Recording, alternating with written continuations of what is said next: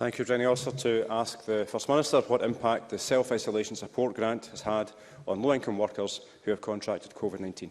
First Minister. Grants of £73 million have been made to low-income workers and their families to help them isolate from COVID-19. This support has helped over 150,000 low-income households all over Scotland since the scheme began in October 2020.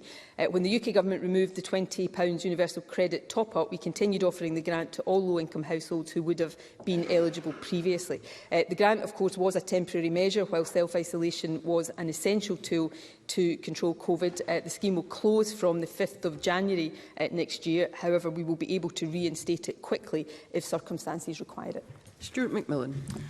Thank the First Minister for that reply. And this payment was crucial for many people during the pandemic and was the longest-running scheme of its kind in the UK. And does the First Minister agree with me that this payment, in addition to the Scottish Child Payment, shows that this Parliament does have the best interests of the people of Scotland, along with tackling poverty, at the heart of decision-making? And with the full powers of independence, we could do so much more without the need to mitigate decisions made in Westminster, which are punishing the poorest in society. First Minister.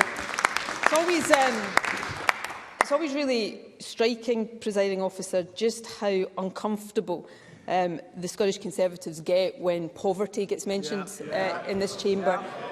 I'm not sure it's always visible to people watching at home, but the catcalling and the heckling and the shuffling in the seats always start from the Conservatives, because they know, deep down inside, or not even so deep down inside, that their party is pushing more and more people into poverty every single week.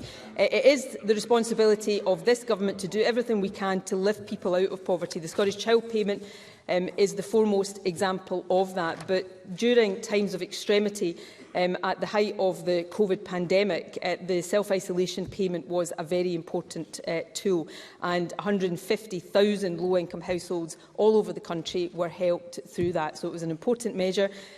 Hopefully it will not be necessary again, but we stand ready to reintroduce it should circumstances dictate that it is necessary.